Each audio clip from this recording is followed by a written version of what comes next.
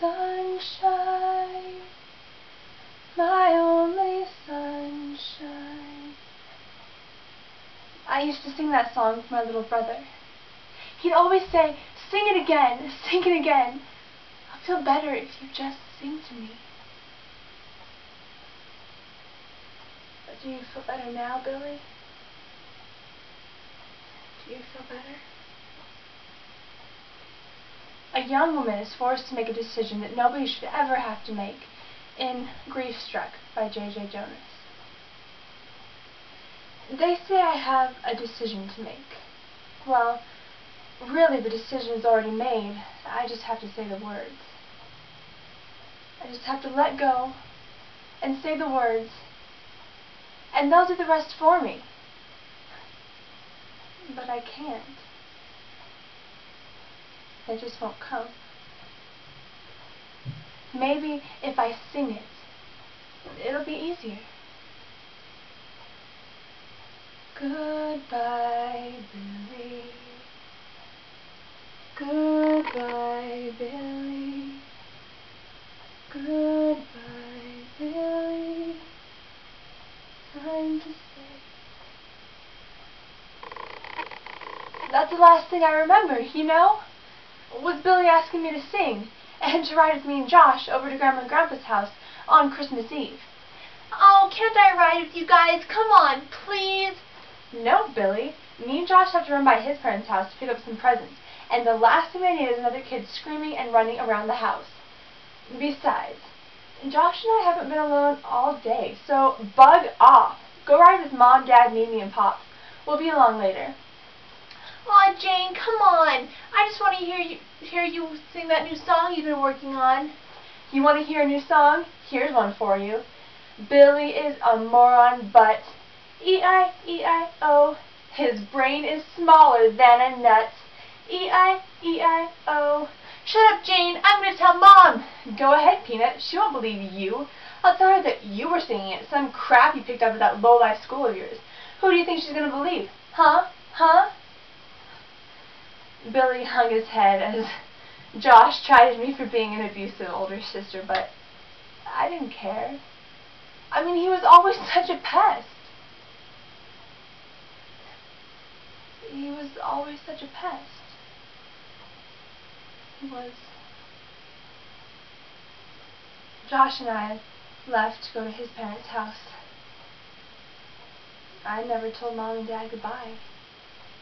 The last thing I remember as we pulled out of the driveway was Billy giving me some sort of last hope kind of look, you know? And well, I shot my arm out the window, and I shot him the finger. His face contorted in anger as he gave me the old shove it sign with his arm. I had to laugh. The kid had guts. He wasn't afraid to stand up to me, not to the big sister that he worshipped. Mom was always after me to be a good example for him. I'm sorry, Mom, but I let you down.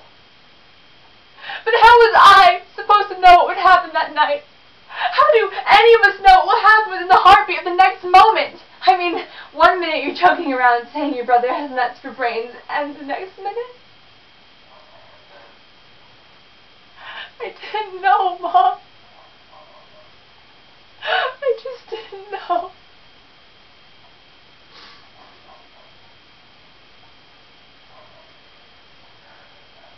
Well, Josh and I headed over to his parents' house to spend a little time with his family before rejoining mine later.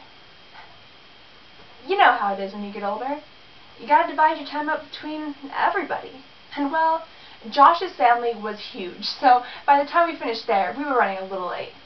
We better call Mimi and Pops, let them know we're on our way. The phone rang, and rang, and rang. I rolled my eyes and slammed down the receiver. We better get going. We drove off in my shiny new truck to my grandparents' house. But when we got there, nobody was home. Maybe they had car trouble, Let's backtrack to my house and see if we can find him. It never occurred to me that something could be wrong. Even as we saw the police lights surrounding the wreckage, that could not be my family's car, twisted and gnarled there on the exit ramp. It was simply a double cab truck that looked exactly like ours. Even as we pulled over, I thought that this had to be some huge coincidence. I can still hear the sirens screaming their way to the hospital as they tried to pry a cherry red sports car from the windshield cavity of the overturned truck. It wasn't until Josh's mom pulled up and I saw that she was crying that I realized that this could somehow connect to me. Billy. What about Billy? Mom and Dad are invincible, and grandparents are so old that nothing could happen to them, but Billy? Well, I was supposed to take care of Billy. Josh's mom drove us to the hospital where I learned that my mother, father, and both grandparents were already dead. My entire family wiped out. And Billy? Well, they told me Billy was still alive. Sort of. Machines were keeping him alive. My little brother, the one who wanted to ride with me in my truck, the one who wanted to be just like me. Machines were keeping him alive. And the doctor said it was up to me when to turn them off. You're kidding me! I got to decide when to end my little brother's life? I'm not even 18 yet. I shouldn't have to make these kinds of decisions. I can't. I was at the funeral home, picking out coffins, for God's sake. I have never even been to a funeral. And now I'm planning 4, 5, counting Billy's. Oh, please. Somebody help me. The minister was here, and all he did was say it was God's will. What was it? Was it your will that someone got taken on the freeway and flew off the overpass perfectly timed to wipe out my entire family?